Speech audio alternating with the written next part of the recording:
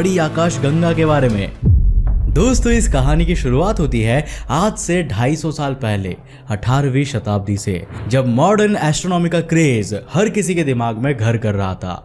तो लगभग हर कोई अपनी अपनी छत पर हर रात बैठकर किसी न किसी नए तारे को अपनी खोज के रूप में दुनिया भर को बता रहा था। ऐसे ही एक दिन रोज की तरह जब 19 जून 1790 की रात को मशहूर ब्रिटिश एस्ट्रोनॉमर विलियम हर्शल दिनचर्या के चलते आसमान में अंतरिक्ष की ओर देख रहे थे, तो उन्हें धरती से 1 बिलियन प्रकाश वर्ष दूर एक बेहद ही विशालकाय आकाशगंगा मिली, जिसकी खोज ने उनके एस्ट्रोनॉमी करियर को एक अलग ही मुकाम पर पहुंचा दिया।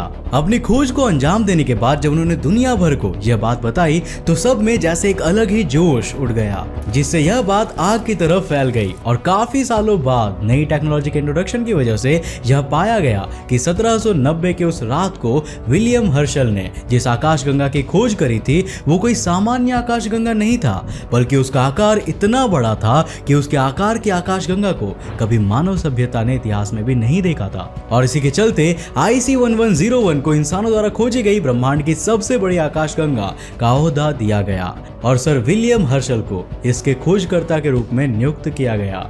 दोस्तों, अब सन 1790 के उस दिन से लेकर दिन बीते, साल बीते, दशक बीते और सदियां भी बीती, लेकिन उनके द्वारा की गई खोज अभी भी चरम पर ही रही। फिर साल 1991 में हबल स्पेस टेलीस्कोप ने जब उनके द्वारा खोजी गई सबसे बड़ी आकाशगंगा की तस्वीर खींची, तब एक बार फिर से उनका नाम काफी उठ गया। और उस तस्वीर के बाद तो मानो जैसे ठप्पा लग गया था कि अब इस रिकॉर्ड को कोई तोड़ नहीं पाएगा। और ठप्पा लगे भी क्यों ना, आखिरकार उसका साइज ही इतना बड़ा जो था।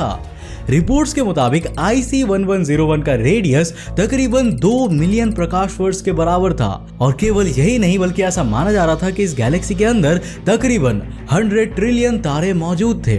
अब इस डेटा को अगर हम हमारी घरेलू गैलेक्सी मिल्की वे से कंपेयर करें तो हम कहीं भी इसके आसपास भी नहीं दिखते, क्योंकि हमारी पूरी मिल्की वे का रेडियस सिर्फ और सिर्फ 50,000 प्रकाश वर्ष के बराबर है, जिसका मतलब कि IC1101 के अंदर हमारे जैसे 400 आकाशगंगाएं बड़े आराम से आ सकती है। वहीं अगर इसके एग्जैक्ट वजन की बात करें तो ये तकरीबन 25 लाख अरब सोलर मासेस के बराबर है। यानी कि अगर एक तराजू के एक पलड़े में सिर्फ IC1101 को रखा जाए और दूसरे पलड़े में 1250 मिल्की वेज को, तो इसके बावजूद IC1101 का वजन ज्यादा ही निकलेगा।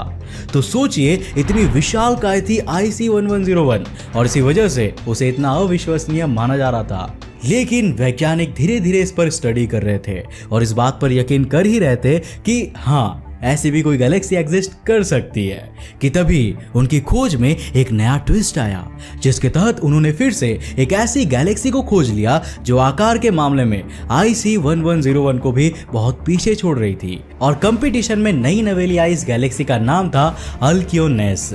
और यह आकार में बड़े होने के साथ साथ इतनी पेचीदा थी कि नासा के खतरनाक लोग भी इसको देखकर हैरान रह गए थे। आखिरकार नासा वाले बहुत खतरनाक हैं। खैर, मजाक साइड में रखते हैं और अब रियल डेटा पर आते हैं। अकॉर्डिंग टू नासा, फरवरी 2022 में उनके द्वारा खोजी गई अल्क्योनेस आकार के मामले में 16 मिलियन प्रकाश वर्ष बड़ी है, यानी कि पिछली टाइटल होल्डर IC1101 से तकरीबन 4 गुना ज्यादा विशालकाय। अब आपकी जानकारी के लिए मैं बता दूं कि यहाँ पर हम लोग रेडियस की नहीं बल्कि विड्थ की बात कर रहे हैं। और IC1101 का डायमीटर 4 मिलियन प्रकाश वर्ष के बराबर था।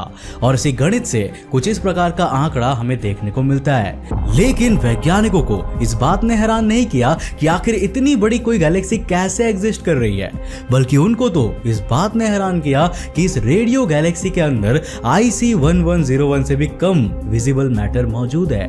अब दोस्तों, एक गैलेक्सी और एक रेडियो गैलेक्सी के बीच में कोई बहुत बड़ा ज्यादा अंतर नहीं होता, बल्कि फर्क सिर्फ इतना ही होता है कि एक रेडियो गैलेक्सी रेडिएशन को रेडियो वेव्स या फिर रेडियो फ्रीक्वेंसी के रूप में एमिट करती है।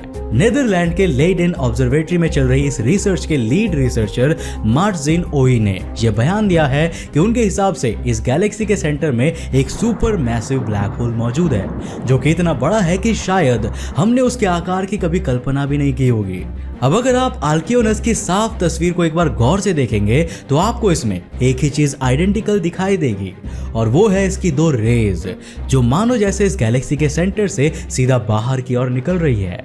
गैलेक्सी के सेंटर से निकलने वाली ये दो कॉस्मिक रेज ही वो सोर्स है जिसके आधार पर वैज्ञानिकों ने इस थ्योरी को दुनिया के सामने रखा है, क्योंकि किसी इतने बड़े गैलेक्सी जैसे कॉस्मिक ऑब्जेक्ट को बांध कर रखना ब्लैक होल जैसे किसी स्ट्रॉन्ग ग्रेविटी वाले ऑब्जेक्ट की ही हैसियत में आता है। और दूसरी चीज, प्लाज्मा से भरी हुई इन स्ट्रेट रेज को रिलीज करना भी अभी तक ब्लैक होल के ही कैरेक्टरिस्टिक्स में गिना जाता है, जिससे वैज्ञानिकों को सिर्फ यही आशंका लग रही है कि इस गैलेक्सी के बीचों बीच एक इतना बड़ा ब्लैक होल मौजूद है कि वो अपनी ग्रेविटी के चलते ही आकाश गंगा का लगभग सारा दारोमदार अपने कंधों पर उठाए हुए है। अब दोस्तों, आपके जितना शौक ही वैज्ञानिकों को भी इसके बारे में जानने पर लगा था, क्योंकि जहां इसका आकार इतना ज्यादा बड़ा है वहीं इसका वजन मिल्की वे का भी आधा है, और इसके स्ट्रक्चर में दिख रहा अंधेरा इस फैक्ट को अपने आप ही जस्टिफाई कर रहा है।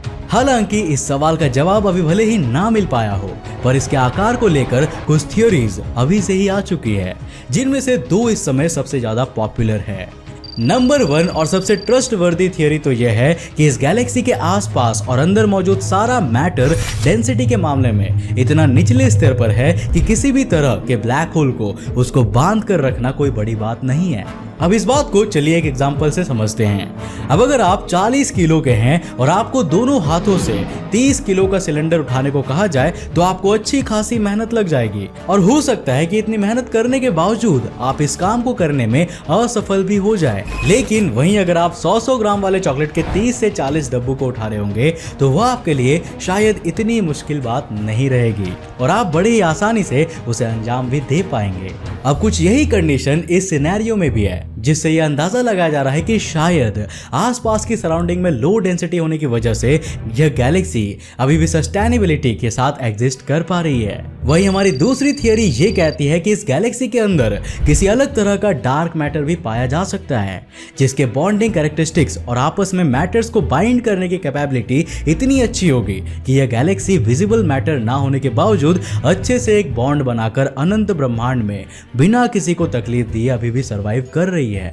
लेकिन क्योंकि ये पार्टिकल डार्क मैटर का ही कोई वेरिएंट है, इसीलिए हमें वो दिखाई नहीं दे रहा है और हम इसी वजह से पहली नजर में इसको देखकर रहस्यों से भरे जा रहे हैं। हालांकि अब कारण चाहे कुछ भी क्यों ना हो, पर आने वाले समय में जैसे जैसे इसमें और भी नई गतिविधियां देखने को मिलेंगी, तब हम लोग उन्हीं गतिविधियों को प्रमाण मानकर इसका भी कोई ना कोई समाधान जरूर निकाल लेंगे। और जिस तरह से टैक्योन पार्टिकल से लेकर अलग अलग टेक्नोलॉजीज की हम लोग खोज कर रहे हैं, मुझे तो यही लगता है कि कहीं वो दिन ही ना आ जाए जब हम लोग रहस्यों से जूझने की बजाय सीधा उस आकाश गंगा पर तस्वीर खींचने की जगह पता लगाने ही चल जाएंगे। हालांकि आपको क्या लगता है, इस विशालकाय आकाश गंगा को ऐसी कौन सी अदृश्य शक्ति जोड़ के रखी है जिसके रहस्य के बारे में किसी को भी पता नहीं चल रहा है? हमें नीचे कमेंट करके जरूर बताना।